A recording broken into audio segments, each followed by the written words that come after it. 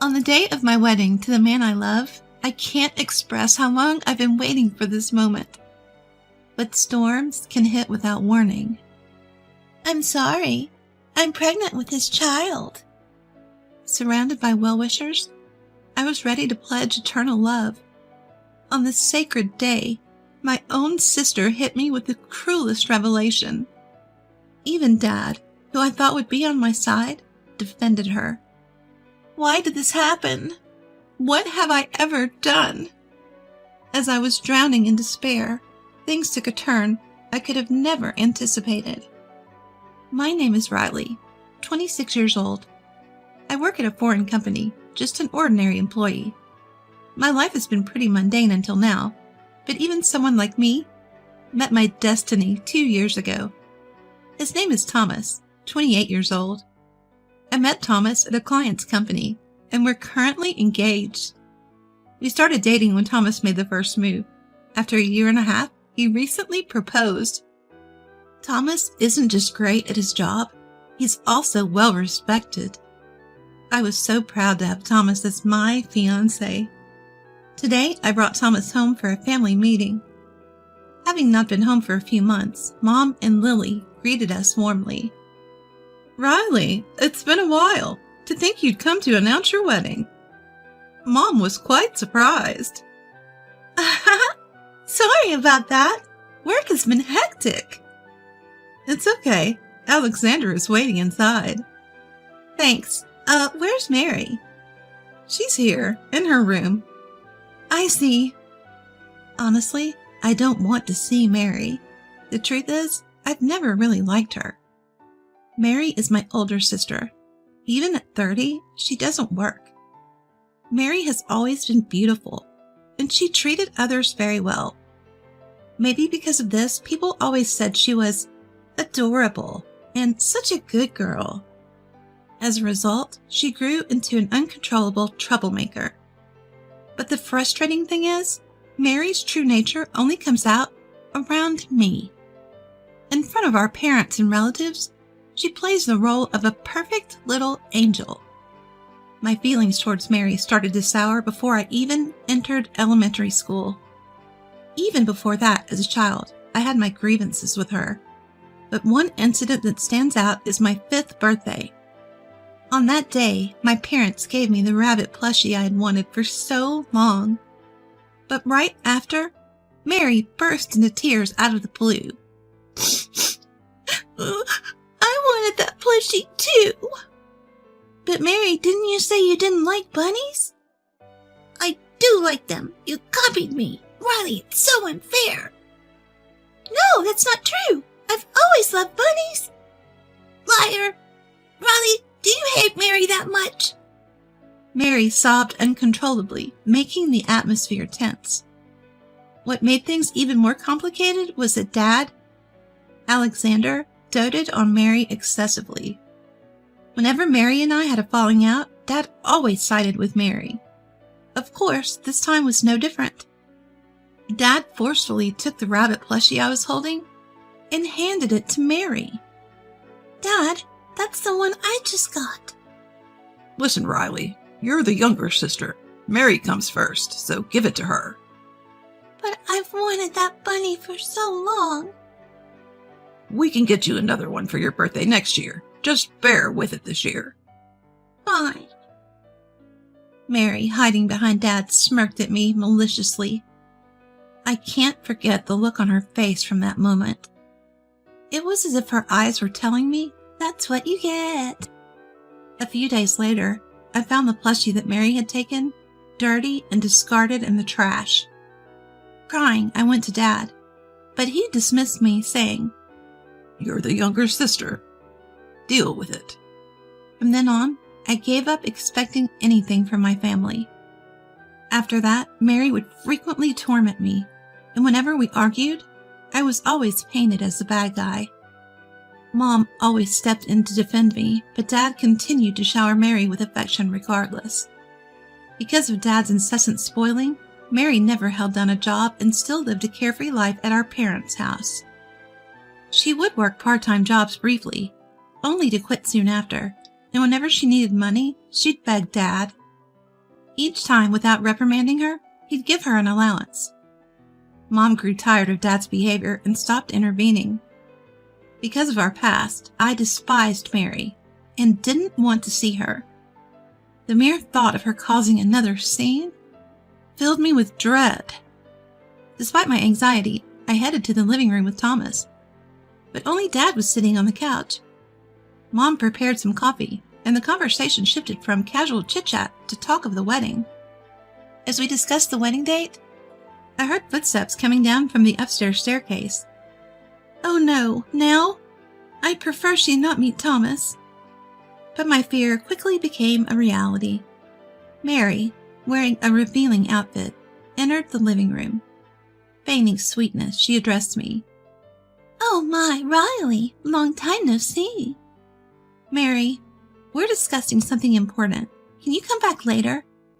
What's going on? Am I being excluded from some secret conversation? It's just about the wedding. The wedding? So the guy over there is your fiancé? Mary approached Thomas, saying sweetly, I'm Riley's sister, with a warm smile. Thomas seemed somewhat charmed by her. Fighting back my urge to shout, I stood up. In an attempt to suppress my anger, I left the living room and headed to the bathroom. Why does it always have to be like this? Mary's always in my way. And Thomas better not be falling for her. I took a few deep breaths to calm myself.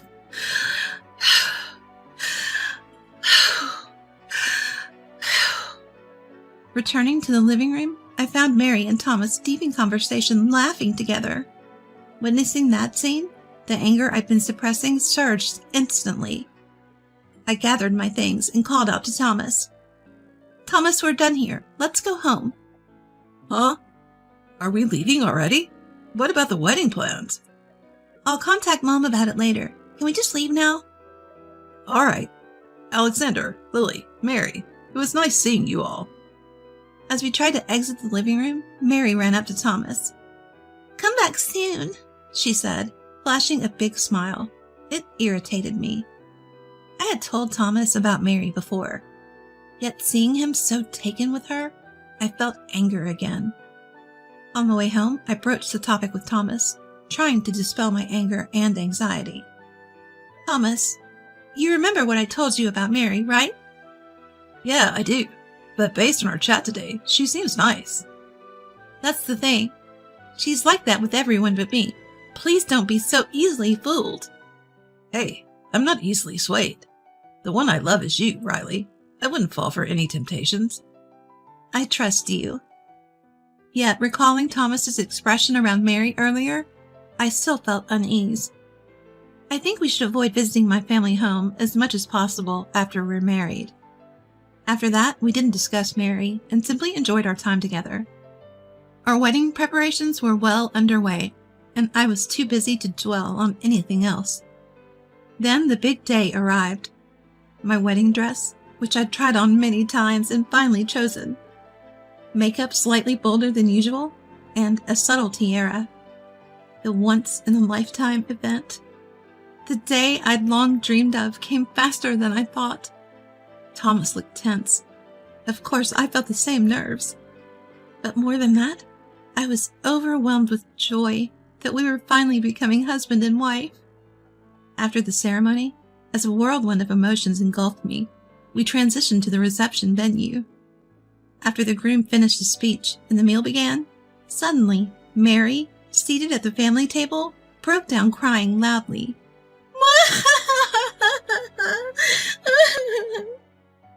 Everyone's attention was on her. When Dad asked her what was wrong, Mary dropped a bombshell. I have something to apologize to Riley for. Apologize? What are you? Riley, I'm so sorry. I'm pregnant with Thomas's child. What? I couldn't process this unexpected revelation. Yet Mary's words echoed in my mind. What did she just say? Pregnant with Thomas's child? Mary? But Thomas is my fiancé. I cautiously looked over at Thomas seated next to me.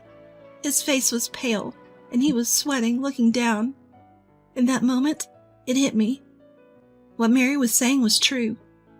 Suddenly, my vision blurred, and I couldn't control my body. Then everything went black. How much time had passed? Coming to, I found myself lying on a sofa in the venue's waiting room. There was a slight headache. Then, Mom approached, handing me a bottle of water. Riley, thank goodness you're awake. Mom, what happened? That must have been tough, to suddenly face such a situation. Yeah. With Mom's words, the reality that Mary wasn't lying about her pregnancy hit me. It seemed like Mary had managed to take something precious from me again. Oddly, I didn't feel anger, just a deep emptiness. Before I knew it, tears began to flow, and overwhelming frustration consumed me.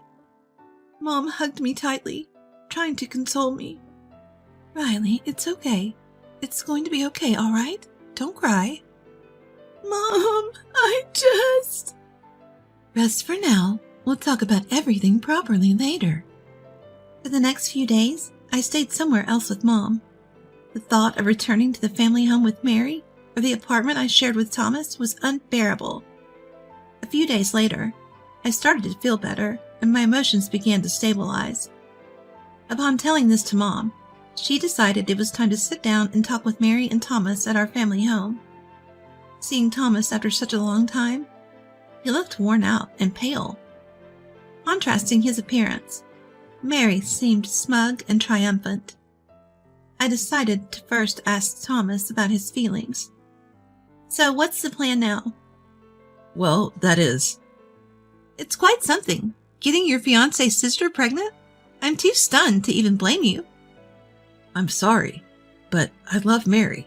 I can't marry you, Riley. I knew this was coming, but hearing Thomas's decision still stung. Sensing my emotions, Mary had a mocking grin on her face. Trying to hold back my irritation, I confronted Mary. What do you want, Mary? Well, isn't it obvious? I want to marry Thomas for our baby's sake. You're serious? You do know he was my fiancé, right? So, even after all this, you still want to marry Thomas? That's... Perhaps because Thomas chose her, Mary seemed certain she had no competition left. Her apologetic face at the wedding venue was nowhere to be seen, replaced with a hateful smirk. Talking further is just a waste of time. Feeling resolved, I took a deep breath to end the conversation. But Dad, who had been listening to our conversation, spoke up. Riley, you understand, right? Dad, what are you talking about now? You've always been told to give way to your younger sister, haven't you? What's your point? Hand over Thomas to Mary. To begin with, there's a reason he cheated on you. In that instant, something inside me snapped. All this time! Give it to the younger sister because she's younger. This is so unjust, I won't put up with it any longer. I'll get my revenge. I planned to demand compensation from Mary and Thomas and get a restraining order against Dad for past abuse. But before I could act, it was Mom who stepped forward. She stood before Mary and smiled gently. Mary, first off, congratulations on your pregnancy. Thanks, Mom.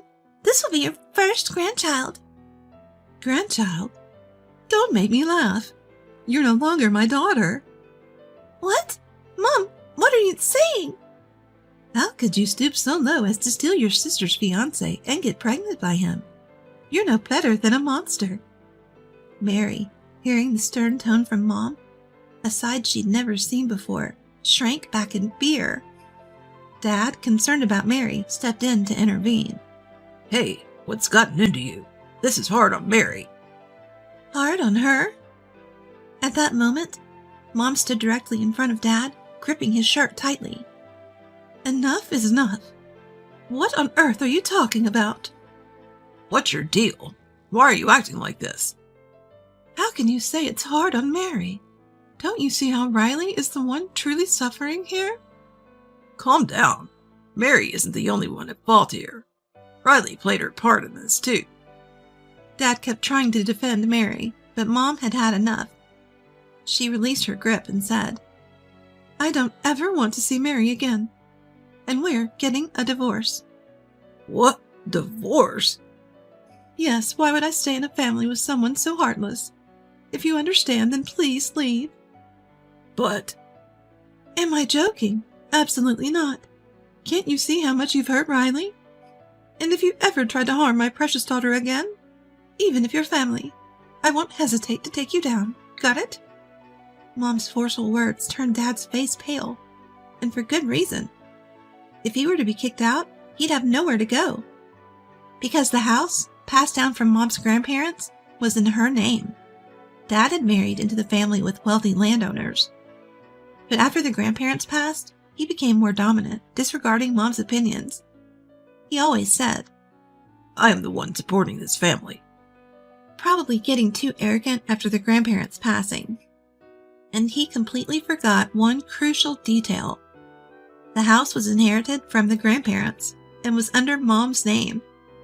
Realizing the predicament he was in, Dad knelt before Mom, repeatedly apologizing. I was wrong. Please forgive me. I won't side with Mary again. Just don't kick me out. But Mom was resolute. She began packing Dad's belongings. Once packed, she threw his stuff outside. Here, sign the divorce papers and leave. I don't ever want to see your face again. But... Move it, or I'll take this to court. Startled by the word trial, Dad hurriedly began signing the divorce papers. He then loaded his numerous belongings into the car and left the house. Left behind in the room were Mary and my ex-fiancé, Thomas. Thomas looked overwhelmed by Mom and was trembling. How pathetic. Why did I ever consider marrying such a person? On the other hand, Mary seemed to have a smidge of arrogance left. I said to her very clearly, You know I'll be expecting full compensation from you. What? Compensation? We're sisters. Excuse me? Think that matters now? You stole my fiancé. That's a fact. But I can't believe you. I don't even have a job. Instead of apologizing, Mary was still trying to justify her actions. Seeing such a pitiful sight, I was utterly disgusted. Finally, I let loose, expressing all the resentment I'd been holding in. Stop making excuses. Whether you work or not, I don't care. Who's to blame for all of this? It's a result of your shameless affair. And after all the trouble you've caused, you still act so self-righteous. Wait, please. I apologize. Just please, no compensation. Sorry, so please forgive me? You think I'm a fool? Who would forgive with such a shallow apology? I've put up with your crap for years, but enough is enough. Being related to someone like you is just embarrassing. Got it? I won't show any mercy. No matter how much you cry or beg, I'll come after you with everything I've got. Mary broke down, begging and pleading. But of course, forgiveness wasn't an option. Like Dad, Mom packed up Mary's stuff and threw it outside. When Mary and Thomas were reluctant to leave, Mom and I forcibly evicted them. After that, Mom and Dad divorced. My engagement with Thomas was called off. I hired a lawyer and demanded compensation from Mary and Thomas. For Thomas, I required that he cover all the wedding expenses. Mary went into debt, and Thomas exhausted all his savings to pay the compensation. But word of Thomas's affair spread throughout his company, as colleagues were present at the ceremony. Consequently, he was shunned, and unable to bear the humiliation, he resigned. I wonder what kind of life awaits the unemployed couple, especially with a baby on the way. I don't wish ill on others, but in their case, I hope they face endless misfortunes. As for me, I moved out of the apartment I shared with Thomas and began to live with Mom. Spending time with Mom has been enriching. Surprisingly, I feel refreshed, despite the recent breakup. All thanks to Mom, who fiercely protected me. Will I ever love someone again? If I do find someone in the future, I hope they are someone who can make Mom proud.